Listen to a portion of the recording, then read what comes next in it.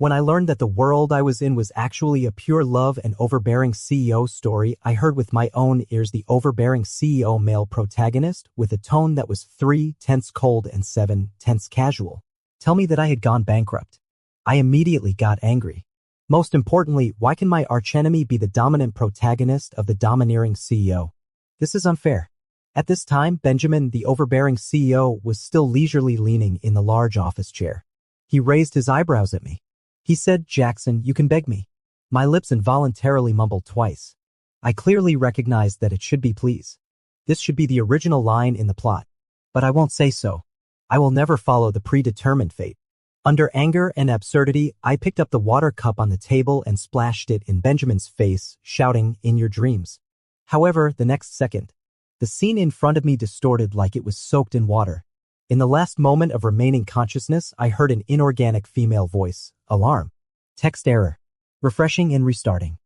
I wasn't erased by the system. Instead, I was transported back 10 years ago. I stood at the back alley entrance of the university, looking in shock as a group of hooligans punched and kicked the thin Benjamin. This was the time of my first encounter with Benjamin. Last time, I chose to ignore it as the author demanded. This time, I stopped in my tracks. I waved my phone at the hooligans. I've called the police. Be sensible and scram. I'm going to make a choice completely different from the plot. I want to see how much this world will fall apart. After the hooligans fled, Benjamin still lay motionless on the ground. I walked over and looked down at him with a haughty glance. The school uniform on him had long been washed until it turned white, mixed with mud and blood, and there was no sign of the future business tycoon at all. Only his side face looked extremely young and handsome compared to 10 years later. "Hey, are you dead?" I kicked his waist and couldn't help commenting, "It's quite slender." Benjamin still didn't move, but the hand spread out beside his body slowly clenched into a fist. I couldn't help laughing. "Benjamin, you've finally come to this day." Some wicked thoughts suddenly popped up. If the worst thing that can happen to me is bankruptcy, then there's no harm in humiliating the one who caused me so much misery first, right? Anyway, the future couldn't get any worse. So I teased him, "Do you want my big banknotes to fill your little school bag?" Benjamin didn't say a word. I guessed he was calling me crazy in his heart. I actually found it quite interesting and continued, "Let's make a deal. You be my lackey and I'll give you $3 million per month." I emphasized. I knew since college that Benjamin was the only poor student admitted to our school with special approval. With the high tuition fees and his mother's medical expenses, his life should be very difficult. And I've had nothing but money since I was a child. Seeing that he still didn't react, I clicked my tongue and made a gesture of turning around and leaving. 2 seconds later, a weak wait indeed came from behind me. I smiled triumphantly and turned around again. Having been in the business world for several years, I know too well that people like Benjamin are like spiders. As long as there is still a thread hanging on them, they will desperately seize the chance of survival. So today, no matter how excessive the demands I make of him, he will surely agree. Benjamin has already stood up shakily. I guess if I had really left just now, he might even have come after me. I looked at him quietly. Benjamin turned his head and coughed up a mouthful of blood.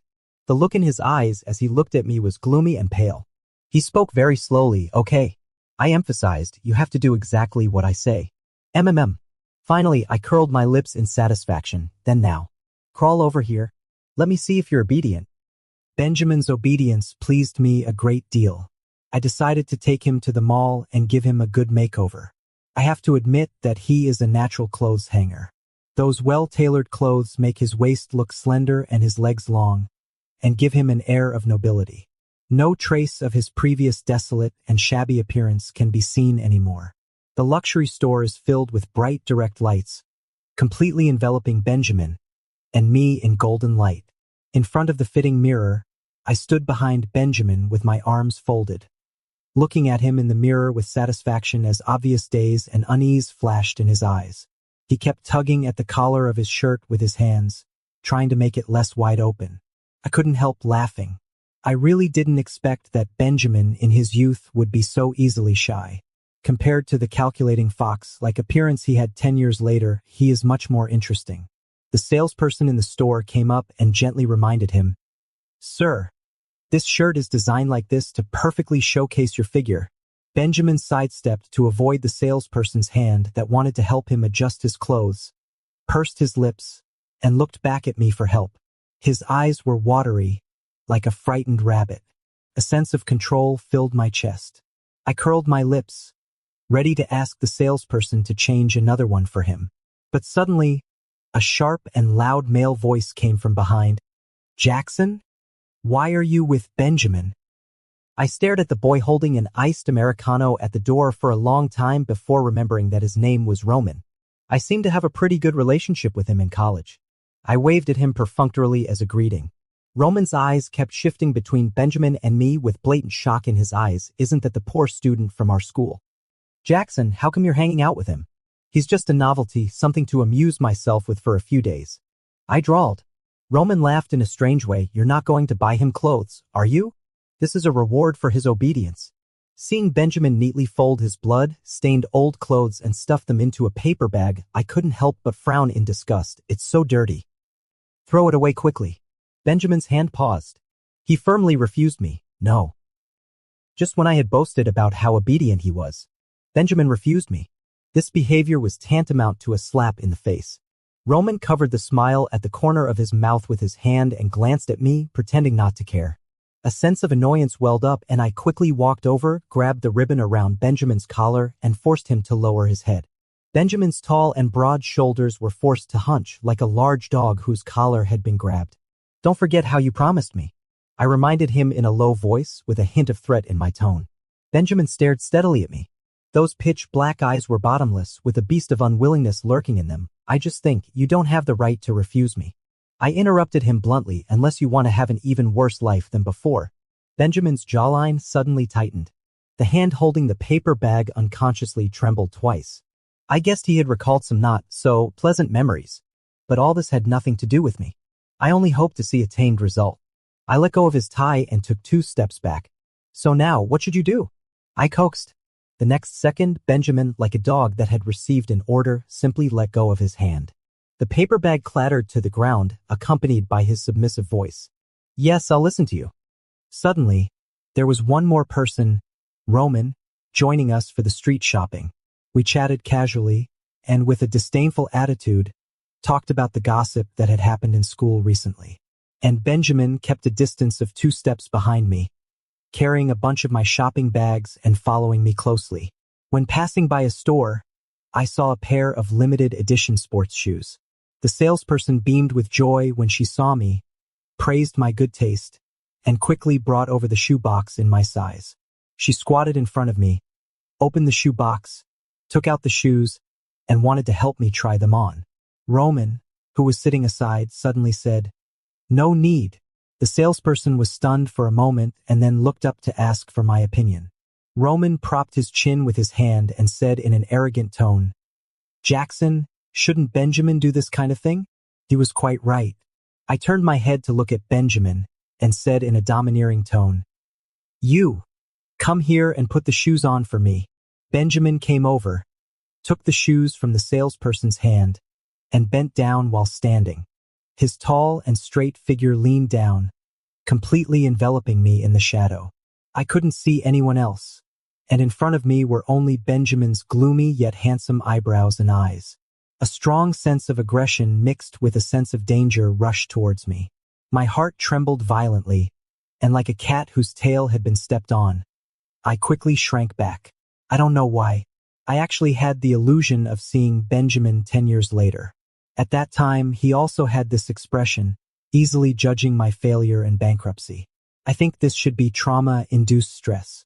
Benjamin is the protagonist, the rule by which this novel operates. Rules don't change. How could he have reborn with me? Moreover, if he had reborn, how could he be so obedient and let me play with him like a dog? While comforting myself in my heart, I put on a stern face and raised my voice to bluff. "Who told you to stand?" Benjamin looked a bit dazed, still holding the shoes, and looked up at me. I put on a cold face and said, "Kneel down." As soon as these words were spoken, all the sales clerks in the store were stunned, and even Roman, who was waiting to watch the show beside them, was dumbfounded. Benjamin's thin lips instantly tightened into a straight line, like a blade. After saying this, I felt a bit regretful and held my breath nervously. I admit that I said this without thinking at all. Even a cornered rabbit will bite. In public, I was really afraid that Benjamin would be overcome by his self-esteem and want to fight me to the death. Fortunately, after 10 seconds, Benjamin slowly stood up straight again. Immediately, he bent his knees slowly and stiffly, like a robot with rusty joints. The distance between him and me kept shrinking until I could look down at him. Finally, he knelt down on one knee in front of me. Finally, I secretly heaved a sigh of relief. Benjamin's slender fingers slowly untied my shoelaces. One hand held the sole of my shoe, while the other supported my calf. He lifted the new shoe and helped me put it on. "Your legs are very white," Benjamin suddenly spoke. His pitch-black eyes stared silently at my legs, his tone soft and serious. Some emotions suddenly welled up in my heart, tinged with a sense of anger and embarrassment. I kicked him hard with my other bare foot. Benjamin didn't react immediately. He leaned backward and sat on the ground. He didn't get up right away. Instead, he remained in the position of supporting himself with his hands on the ground, looking at me somewhat blankly. I randomly pulled off that new shoe, stood up, and looked at him coldly, saying, "Don't say such disgusting things." Benjamin seemed very puzzled by my sudden outburst. He blinked his eyes, gave a faint smile, and then replied, "Yes." "Jackson, are you serious?" In the private room, a friend was drinking and said with a clicking of the tongue. The music was too loud. I didn't hear clearly and asked lazily what he said. The friend didn't speak, just jerked his chin in the direction beside me and then teased with a smile, "Why do you take him everywhere?" I took a look. Benjamin beside me was holding a glass of juice, sitting up straight. His back was very straight, his fingers slightly turning the glass as he lowered his eyes to look at the light refracted from the glass. The whole person seemed out of place in this luxurious environment, as serious and focused as if he were doing some observation experiment in the laboratory. I propped my chin up and replied with a smile, "I think his behavior is very interesting. People are always curious about things they don't understand. Isn't that right?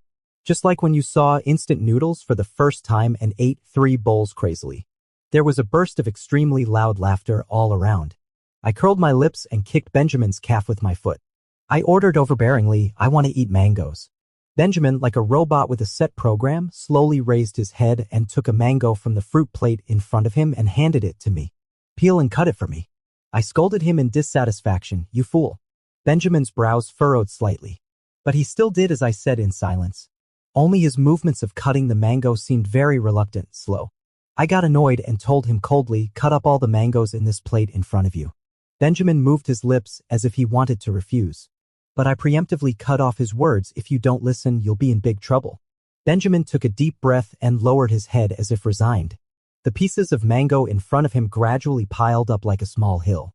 The onlookers beside hurriedly waved their hands, asking the waiter to bring another plate of mangoes, specifically instructing that they should be unpeeled.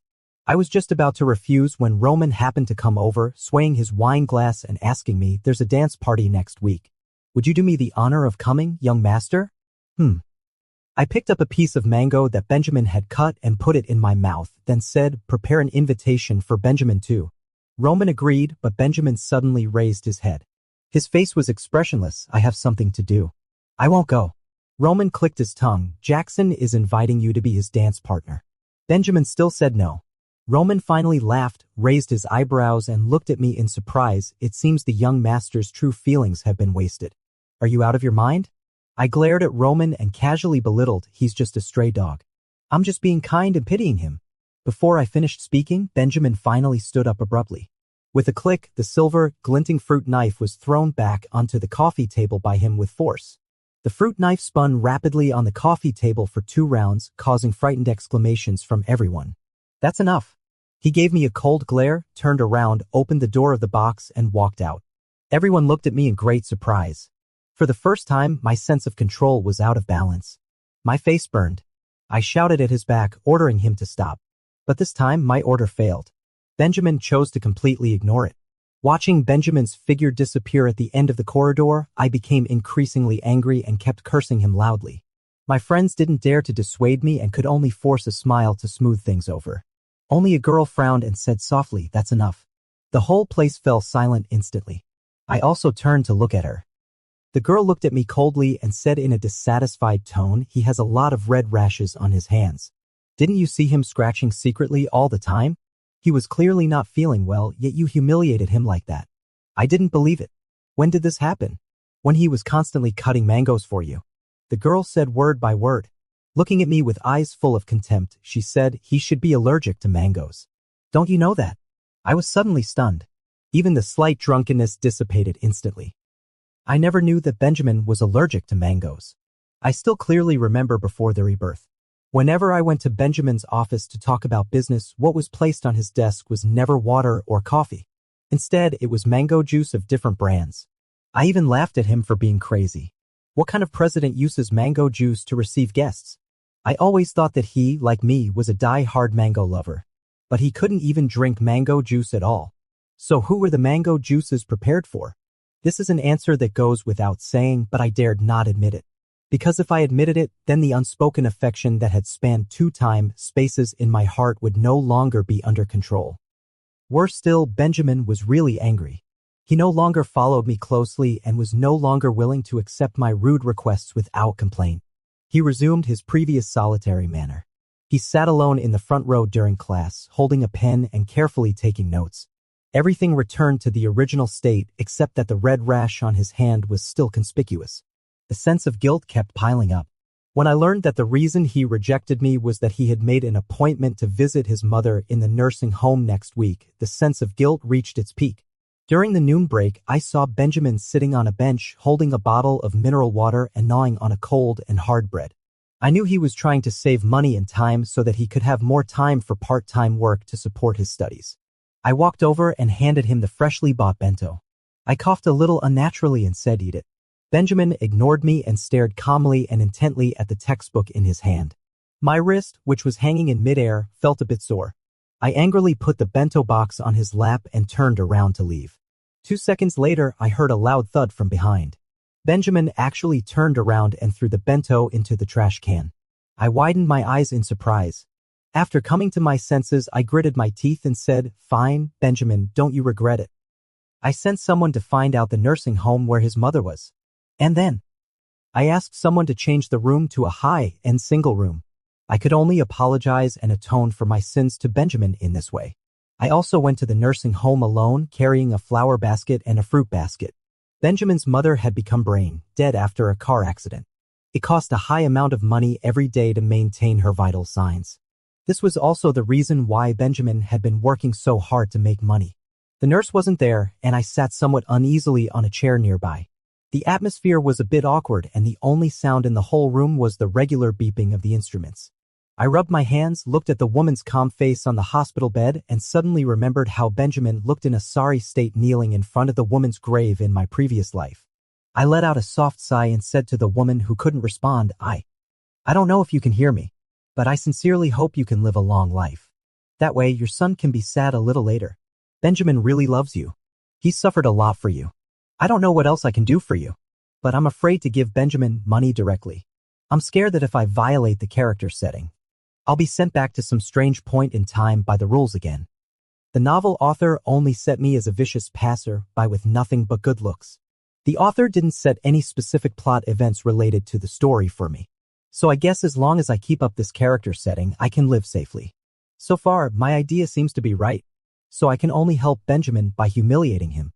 I don't know if Benjamin will remember my help and make my life easier and give me more material compensation after I go bankrupt. After babbling on like this, I stood up and was about to leave.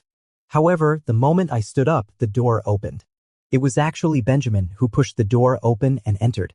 The moment our eyes met, Benjamin's face changed rapidly, becoming cold and stern. He grabbed my arm forcefully, and I felt like my bones were about to break from the pain. His tone was icy cold. "Jackson, what are you doing here? Are you crazy?" I shouted at him. "I'm just here to visit Auntie." Benjamin was stunned. He looked back and slowly let go of my hand. He should have seen the fruit basket and flower basket on the table. He really doesn't appreciate my kindness. I pushed him away forcefully and shouted, "Get out of my way." As of the day of the party, Benjamin still hadn't sent me any messages. Benjamin still didn't seem to have accepted my apology. In the end, I attended the party alone. Others were in pairs, chatting intimately together while I was the only one standing at the bar, drinking in boredom. Some insensitive person came over and asked me where Benjamin had gone. I took a sip of wine and replied indifferently, "Don't mention someone who spoils the mood." The man was sensible enough to shut up and left resentfully. I picked up another glass of wine. Just as I was about to raise my head and drink, a clear, "hi" suddenly came to my ears. I turned my head to look and saw a charming girl dressed coolly smiling brightly at me. She stretched out her hand to me and said, "Did your dance partner stand you up?" What a coincidence, so did mine. "How about we dance together?" she suggested. I smiled and replied gently and calmly, "Lying isn't a good habit, Ms. Luna." Exposed, Luna wasn't embarrassed. She shrugged generously and said, "Well, I just think you're to my liking and I want to invite you to dance. Of course, if your dance partner shows up later, I'll step aside automatically," she added. At this moment, the ancient floor, standing clock at the high place in the hall just rang the hourly chime. The dance officially began. I finally gave up the unrealistic thoughts in my heart, bent down, and made an inviting gesture. Luna smiled like a cunning cat and gently placed her hand on my arm. We walked into the dance floor together, haughtily and proudly taking the position right in the center of the dance floor. When the dance ended, there was thunderous applause. When I was leading Luna's hand to greet everyone, I saw a familiar figure outside the crowd. It was Benjamin. He was standing alone at the door, wearing a black suit and holding a bunch of tulips in his hand. The suit on him didn't quite fit. The cuffs and the waist were clumsily folded. I thought those should be the traces of clumsy pins. He looked rather silly, his eyes dull as he looked at me like a large abandoned dog. For no reason, my heart softened and I muttered "bastard" under my breath. I made an excuse to say goodbye to Luna and left the ballroom alone. Sure enough, Benjamin followed me. I ignored him all the way, walking quickly ahead. It was not until I entered the back garden and sat down on a bench that I raised my chin and glanced at him. "Are you an idiot? How could you be late?" Benjamin stood in front of me, his head lowered. "Sorry." I was about to scold him when he suddenly spoke first. But his voice was very soft. "You blocked my contact information. I managed to get in touch with Roman before I found out the location of the ball." Blocking. It seemed that was indeed the case. I coughed awkwardly. The faint music was carried to the garden by the wind. It was one of my favorite dance tunes. I snorted, "Forget it, I'll give you a chance." I stood up and haughtily held out my hand to him. "You dance one more dance with me, young master." Benjamin's eyes instantly sparkled again. He bent down and made a clumsy gentleman's bow to me. "It's my pleasure." We danced a complete dance again under the starry sky. A breeze gradually rose and the ribbons decorated on the tree were swayed by the wind as light as moonlight. The music gradually faded away and the laughter of the guests rang out again. Benjamin held my waist, maintaining the last ending pose. We tacitly remained still in place, neither of us letting go. It must be that the night was too charming and I was drunk. Countless thoughts flashed through my mind and the last one was, whatever, it doesn't matter if time restarts for me again. I looked up at him and commanded, "Lower your head." Benjamin was a bit dazed but still obediently lowered his head. Then I stood on tiptoe and kissed him. Benjamin started to obediently follow all my orders again, just like before. One morning, Benjamin, who was always more punctual than the delivery guy, suddenly disappeared. I was so hungry that my stomach started to ache, so I could only frown and call him. The familiar ring-tone then rang downstairs of the dormitory. I walked to the balcony and saw Benjamin downstairs at a glance. He was carrying breakfast in his hand and was chatting with another young man with a rare warmth and patience in his eyes and brows. The fingers pinching the railing instantly turned cold and pale. I stood on the balcony in a daze, feeling a loud thud in my heart as if falling into an abyss. "Jackson? What are you looking at?" Roman, who was passing by, looked at me with some puzzlement while brushing his teeth. He followed my gaze and also saw Benjamin. Roman smiled and said, "You're not so petty as to not allow Benjamin to talk to others, are you?" I still didn't say anything and remained silent. "Of course not. It's because I know the young man who is talking to Benjamin. His name is Lucy. At this time, he should still be a young actor. He will become an overnight sensation 3 years later and become a popular idol of the company under Benjamin. And he has an even more important identity, the main character's love interest in this domineering president novel. Benjamin's destined lover. It seems that this domineering president novel has its own operating rules and the main characters will naturally be attracted to each other. And a marginal little person like me, who is only there to create conflicts, will ultimately serve no more purpose than a small pebble in the protagonist's life, not causing any ripples. Another night, I stood downstairs of the dormitory and watched Benjamin get out of the passenger seat of Lucy's car. Then Lucy also got out and thoughtfully straightened his tie for him. The two of them were chatting and laughing, and their attitudes were intimate. In the distance, the leaves were swaying and the sunset glow was gentle. Everything looked particularly beautiful. Only I, the onlooker, was expressionless. Remember to accept my friend request and keep in touch in the future. Lucy blinked, left the sentence, then turned around and got back into the car. Benjamin waved goodbye to him. When turning around, he finally saw me, my whole body hidden in the shadows. He was stunned. "Did I interrupt your good time?" I said mockingly. Benjamin smiled, the afterglow of the sunset reflected in his eyes. "You sound like you're jealous." "Crazy." I cursed angrily. I turned around to leave, but was suddenly grabbed by the arm by Benjamin. He looked at me calmly and explained, "Lucy said he appreciated me and invited me to attend wine parties with him in the future. He said he could help me make connections and meet more investors, to make my project come to fruition as soon as possible. However, I've already rejected him. I firmly believe I can do it on my own." My body relaxed in an instant. I turned my eyes away and stubbornly retorted, "It has nothing to do with me. Just consider it as me wanting to tell you." Benjamin gave me a silly smile. "You fool." I murmured and scolded him. "I'll leave if there's nothing else." Benjamin called me back again. "Actually, I also told Lucy that I've already had someone I like. It's just that I haven't confessed to her yet. I said I don't want to get too close to others and spread any news that might make the person I like misunderstand." At this moment, I heard a fierce heartbeat in my chest. It thumped as if eagerly longing to hear an echo. "So, Jackson?" Benjamin was silent for a moment, then looked at me gently and submissively with his eyes downcast. He asked, "Would you like to be with me?" Speaking of which, Benjamin is quite a good partner, considerate and gentle, always putting me first. And Lucy completely withdrew from our life trajectory. I can only see news of him on TV and in magazines. I should be at ease. But I started to be afraid. After the emotional connection between Lucy and Benjamin was broken, a chain reaction seemed to start. Benjamin didn't successfully obtain the tender that brought him his first pot of gold in life as he did in the previous life. At the same time, his team also began to fall apart due to lack of profits. The rules are like an invisible hand, pressing heavily on Benjamin and me. It seems to be mocking our overestimation of our capabilities. It seems to want to tell me, "Look, this is the consequence of breaking the rules." Benjamin spends an increasingly long time sitting in front of the computer every day. He keeps modifying the files and arguing with his team members over a single data point. Occasionally, he would raise his tired eyes and give me an apologetic smile, saying, "Sorry, I can't go out and play with you again today." I took a deep breath and forced a smile. The sense of guilt and fear in my heart is increasing day by day. I keep cursing these damn and uncertain rules of the novel world. I think I'm the one who ruined him. If he continues to be with me against the rules, his life will always be dismal. He won't become a domineering CEO again, and his talents and abilities will always be buried. Actually, I should be happy, because this will save me from the fate of bankruptcy. But my heart is wavering. I don't want to use the tragic fate of others as a stepping stone for my lifetime of pleasure. I start having frequent dreams, dreaming of the scenes where Benjamin and I were at odds in the previous life. He was so noble and self-satisfied, so dazzling, and the gem-studded cufflinks on his wrists shone with a dazzling luster. When I woke up from the dream, I was sweating profusely. In the dark living room, Benjamin, wearing a thin shirt, was still sitting in front of the glowing computer screen with a half-eaten cheap bread by his hand. He was still busy. I took a few deep breaths and pretended to lie down again as if I had never woken up.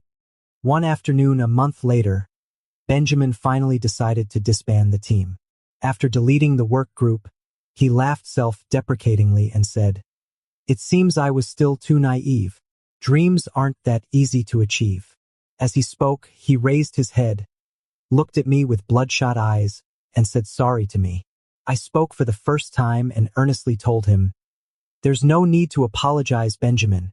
At this moment, a certain thought in my heart became extremely firm. I finally decided to return Benjamin's fate to the operating rules of this world. I smiled gently and said, "Let's break up." In that instant, I clearly saw Benjamin's expression freeze. We stared at each other silently. No one spoke. After a long while, he moved his lips and asked weakly why. There's no reason. I curled the corners of my lips and tried to get back into that vicious persona. Watching Benjamin's face turn paler little by little, I said in a cold tone, "Because you're a poor and good-for-nothing wretch. I find it extremely boring." I blocked all of Benjamin's contact information and warned all my friends around me not to tell him my whereabouts. Benjamin waited for me downstairs for 5 days and finally gave up. He left. I was in a daze. I told myself in my heart, stop daydreaming. Benjamin is the protagonist. He never belonged to a vicious passer-by like you. But I still couldn't control my heart. After separating from him like a sick and fanatical fan, I would search for news about Benjamin on web pages, in news and magazines every day. When I missed him the most, I even searched for Lucy's name along with his.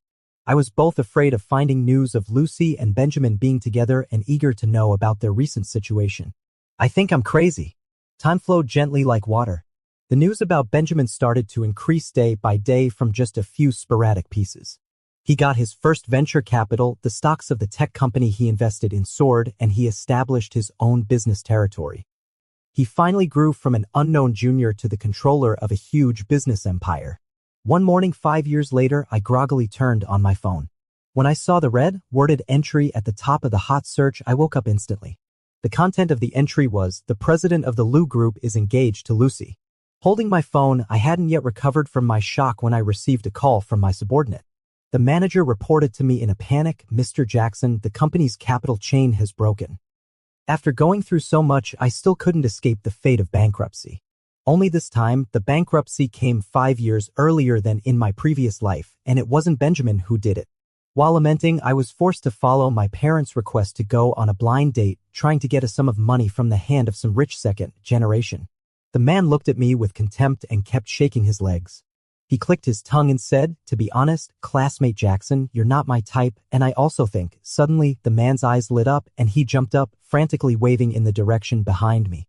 I was very curious and subconsciously turned my head to look, thinking that the man had seen his lover or his dream lover. However, after seeing clearly who it was, I froze. It would have been better if he had seen his white moonlight. The person walking towards us in the distance was Benjamin. "Mr. Benjamin, long time no see. How have you been recently?" The man bent down obsequiously and shook Benjamin's hand up and down. Benjamin maintained a polite smile and turned to look at me. "What a coincidence. I didn't expect to see you here. I heard you've already started working in the family business. Congratulations." I replied with an and tried my best to stay calm. "Long time no see." Benjamin asked me, "Are you here to discuss business today?"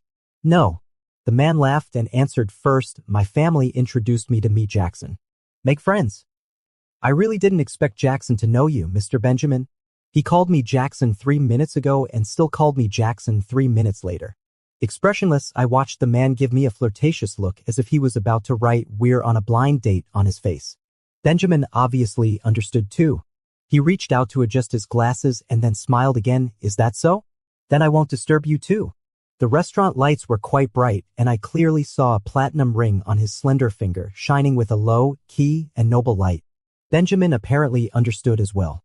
He reached out to adjust his glasses, then smiled again and said, "Is that so? Then I won't disturb you too." The lights in the restaurant were quite bright, and I clearly saw a platinum ring on his slender finger, shining with a subtle and noble luster. That luster was so dazzling that it made my heart ache slightly. Benjamin chatted with the man for a few words, and finally he smiled gently at me. He said goodbye.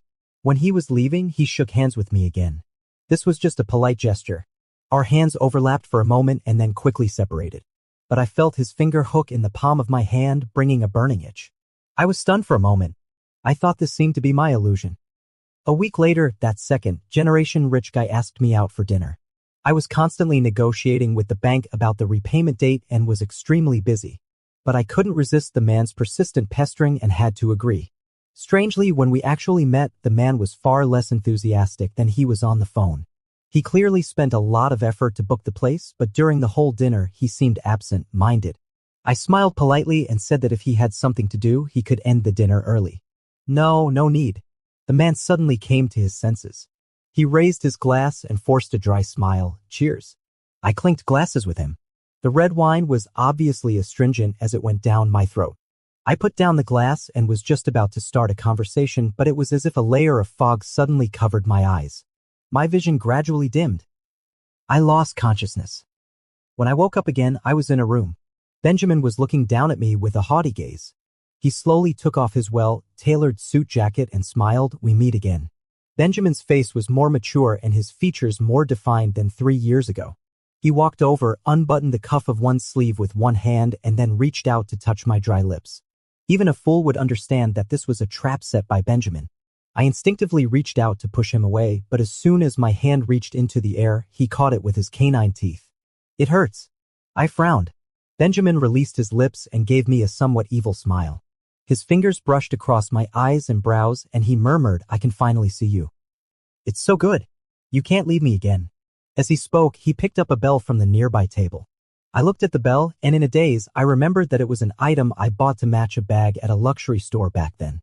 The salesperson strongly recommended this bell to me, saying it was very practical and could be played with by pets at home. So I bought it and turned around to throw it to Benjamin. I didn't expect he could keep it for so long. The bell tinkled beside my ear. I couldn't refuse, but a not-so-good thought suddenly popped up in my heart. Benjamin seemed to have turned dark because of me. The weather is changeable in spring.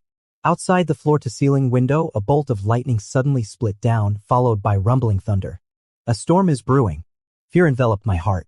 I tensed my body and tried my best to persuade, "Aren't you engaged to Lucy? Lucy will find out. I don't like you. What you're doing is wrong." But Benjamin just looked at me quietly throughout. "Get away from me," I said exhaustedly and started yelling at him. He moved his lips and softly replied, "Then let's go to hell together." My thoughts became more and more chaotic. Under the effect of the medicine, I started to talk incoherently and my emotions became extremely fragile. Big drops of tears fell.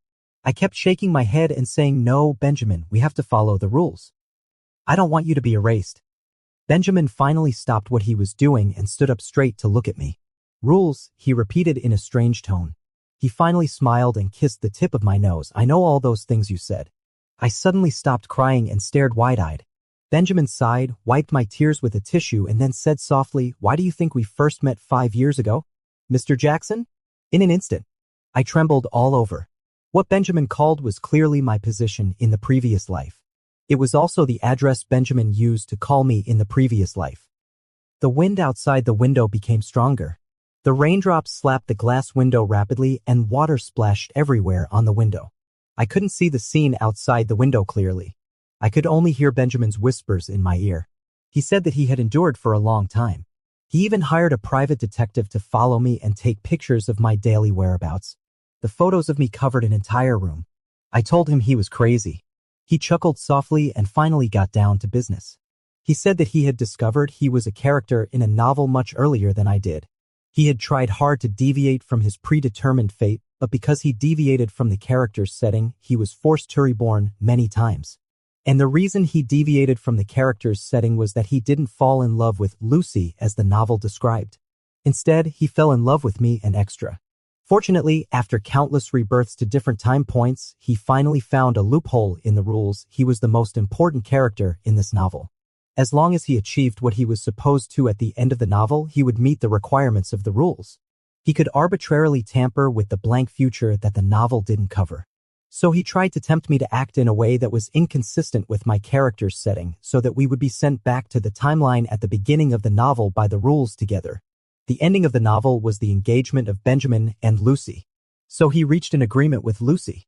He would pay Lucy an astronomical amount of property, and the condition was that she would cooperate with him in a fake engagement. At the moment of their engagement, the novel ended. All the rules came to an end. There would be no more time point restarts. Benjamin asked me, "Do you remember what you said when we first met in this time, space?" I shook my head in confusion. Benjamin didn't answer me directly either. He just laughed softly and then tightly held my waist. He said, "So, the master's waist is even thinner." I smiled and sighed, finally relaxing and putting my arms around his neck. I hugged him with relief. Great. There would be no more rules to bind us. It's completely my own time now.